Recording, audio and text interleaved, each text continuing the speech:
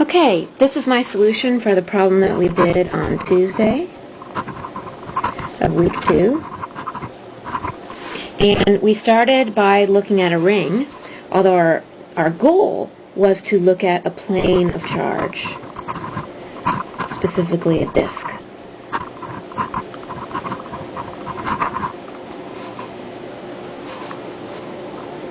And the reason why we started with a ring is that is how we broke the disk up into pieces that we could integrate. And so hopefully you can see the pattern here with the problems we've been doing recently. The radius here will be y, and so out at some point a distance x away from the center, if we have a thickness here, so the thickness is dy, and let's say we have a surface charge density sigma. So what we realize is that, again, say if you take the top part here, there is an electric field away. The bottom part also has an electric field away. In fact, you could think of this as a cone, as a whole bunch of vectors here. So once again, only the horizontal part survives.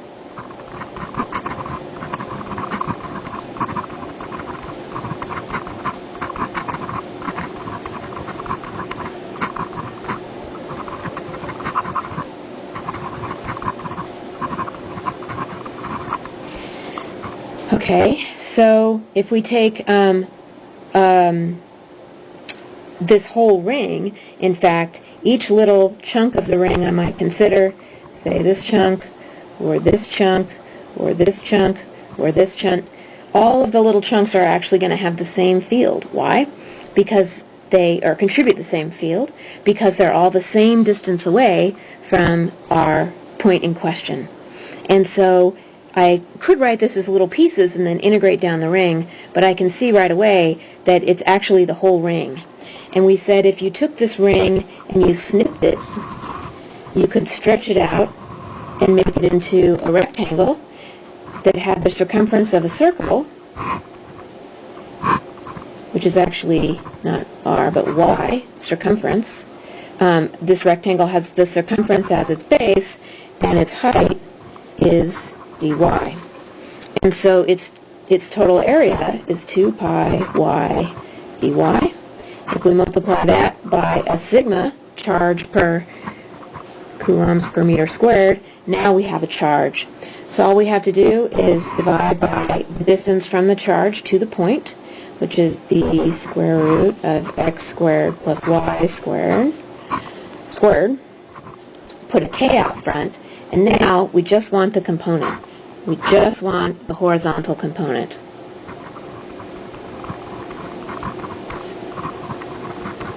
So this would be like a cosine theta if you want to define a theta.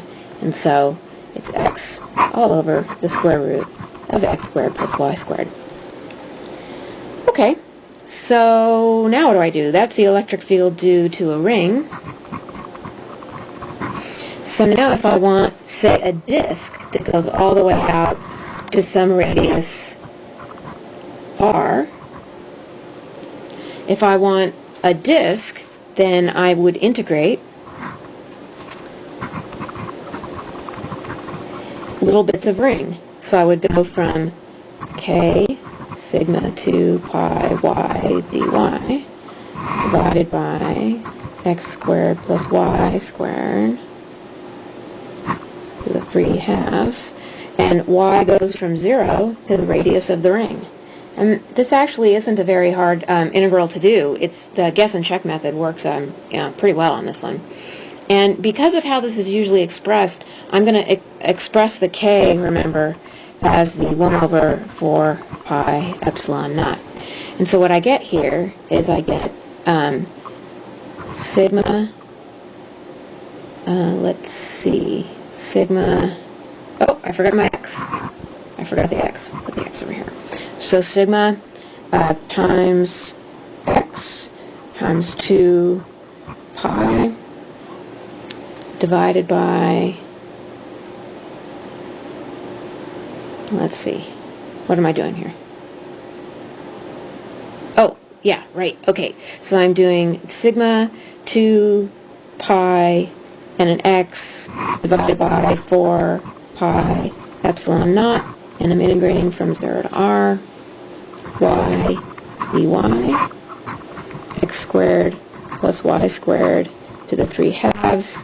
And with a little bit of playing around, I showed that this integral is actually 3 halves, is actually 1/2 times x squared plus y squared to the negative 1/2. And there's a minus 1, so I bring the 1/2 out front. And, oh, actually, I don't even have to bring the 1/2 out front.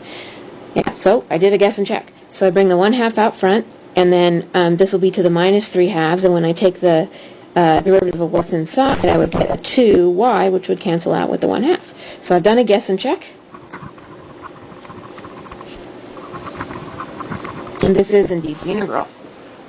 Okay, so, and I can cancel out the pi's here, and there's a 2, and this becomes a 2. So, rewriting, I have sigma x all over 2 epsilon naught, and I'm going to evaluate this integral, so I get negative x squared plus r squared to the negative 1/2 minus x squared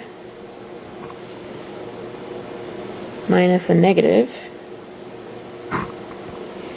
x squared plus 0 to the negative 1/2. Okay. So we could simplify this further if we wanted to, and maybe we would put it under a common denominator or whatever. But what we notice, this is a big deal, what we notice is that if it's an infinite plane,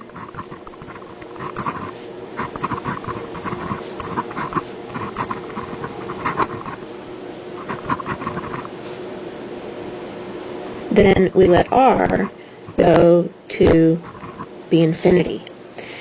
Well, what happens then is that this whole term then goes to 0. Whoops, telephone. Okay, I'm back. So that term goes to 0 when r is very, very big, and the only thing that's left is sigma x 2 epsilon naught times negative, two negatives, so it's a positive. X squared to the minus 1/2 is just 1 over x. And the x's cancel. And so the answer that we're left with is sigma 2 epsilon naught. So here's the amazing part.